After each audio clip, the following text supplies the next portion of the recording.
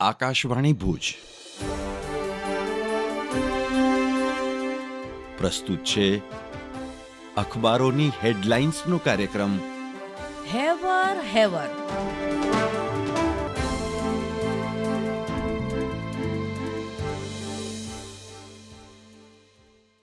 નમસ્કાર, હું મનોજ સોની. કચ્છ મિત્રના છેલ્લા પાને એ જ સમાચાર જે રોજ મોબાઈલમાં કોલર ટ્યુન વાગે છે, રોજ સરકાર કહે છે, રોજ લોકો કહે છે, છતાં પણ લોકો છેતરપિંડીનો ભોગ બની જાય છે. એવા જ એક સમાચાર ક્રાઇમ બ્રાન્ચનો ઝાંસો આપી ભુજની ગૃહિણી સાથે 4.45 લાખની છેતરપિંડી, શેર વેચી, ફિક્સ ડિપોઝિટ તોડાવી અને રકમ આપી ઓનલાઈન ઠગબાજોનું વધુ કરતૂત સામે આવ્યું. અન્ય એક સમાચારમાં કચ્છના રણના શ્વેત સૌંદર્યથી બચ્ચન પરિવાર અભિભૂત. સદીના મહાનાયક અમિતાભ બચ્ચને જેનો પ્રચાર કર્યો હતો તે કચ્છના શ્વેત સૌંદર્યને નિહાળીને બચ્ચન પરિવાર અભિભૂત થયો હતો, જેમાં જયા બચ્ચન અને તેમની પુત્રી શ્વેતા નંદા અને દોહિત્રી નવ્યા એમ બચ્ચન પરિવારની 3 પેઢીએ સફેદ રણનો નજારો માણ્યો હતો.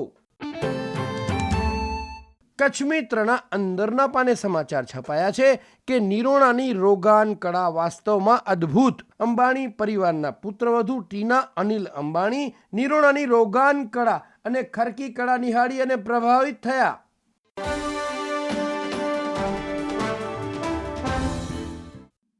હું કેવિન સોની. દિવ્ય ભાસ્કરના ભુજ ફ્રન્ટ પેજ પર સમાચાર છે. રણમાં મહેરામણ, ધોરડોમાં 2 લાખ પ્રવાસીઓ ઉમટ્યા. ચાલુ સિઝનમાં પ્રથમ વખતે રેકોર્ડ તૂટ્યો. 10,000 વાહનોની ક્ષમતાના પાર્કિંગ ફૂલ થતા અન્ય વ્યવસ્થા કરાઈ. દિવ્ય ભાસ્કરના અંદરના પાને બીજા એક સમાચારમાં કચ્છ યુનિવર્સિટીની એક્ઝિક્યુટિવ કાઉન્સિલમાં સરકાર દ્વારા સત્તાવાર 4 સભ્યોની નિમણૂક કરાઈ. યુનિવર્સિટીની વિવિધ ટીમો જુદા જુદા કાર્યક્રમમાં સરકાર વતી કરશે પ્રતિનિધિત્વ.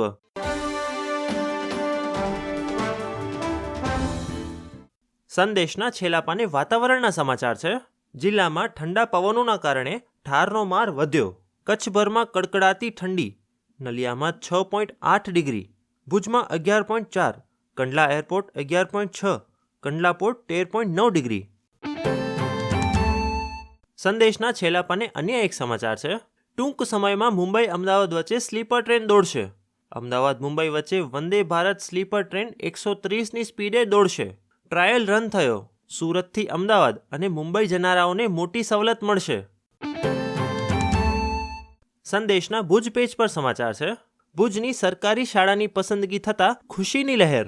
વડાપ્રધાનના પરીક્ષા પે ચર્ચા કાર્યક્રમમાં ઇન્દિરાબાઈ હાઈસ્કૂલની છાત્રાની પસંદગી. સમગ્ર ગુજરાતમાંથી 3 વિદ્યાર્થીનીની પસંદગી કરાઈ. ગ્રુપ ડિસ્કશનમાં ભાગ લીધો.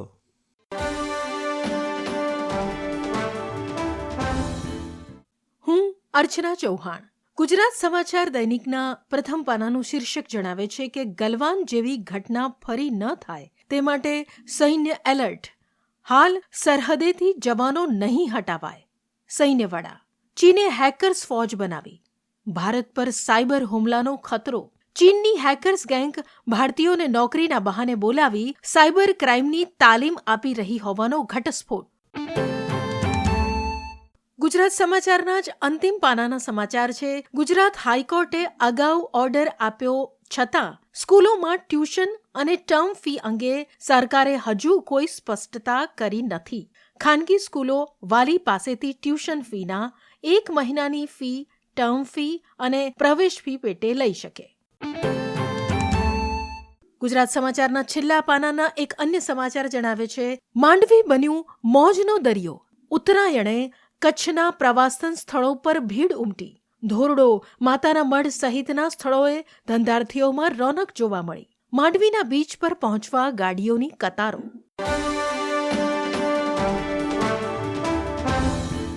હું નીરજ મચ્છર. મહાકુંભ મેળો 2025 પ્રયાગરાજમાં શરૂ થયો. ગુજરાત સમાચાર લખે છે હર હર ગંગે અને હર હર મહાદેવના નાદ સાથે પ્રયાગના તમામ ઘાટ ગુંજી ઉઠ્યા. સૂર્યોદયની સાથે જ સનાતન સંસ્કૃતિનો વિશ્વનો સૌથી મોટો ધાર્મિક મેળો ધબકવા લાગ્યો. ભાવ વિભોર શ્રદ્ધાળુઓ પર હેલિકોપ્ટરથી પુષ્પ વર્ષા કરાઈ. મુખ્યમંત્રી યોગી આદિત્યનાથના દાવા મુજબ પ્રથમ શાહી સ્નાનમાં આશરે 1.5 કરોડ શ્રદ્ધાળુઓએ લાભ લીધો. 44 ઘાટ પર પરોઢિયે સવારે 4 વાગ્યાથી શાહી સ્નાન શરૂ થઈ ગયું હતું. ભીડ એટલી બધી હતી કે પ્રથમ દિવસે જ 3700 લોકો વિખૂટા પડી ગયા હતા. જોકે બાદમાં તેમના સ્વજનો મળી ગયા હતા.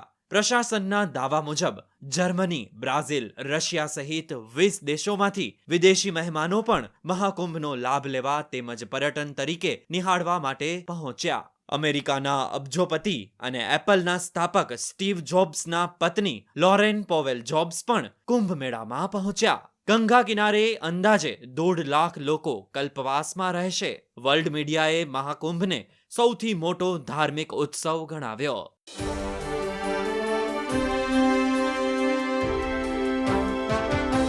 અખબારોની હેડલાઇન્સનો કાર્યક્રમ હેવર હેવર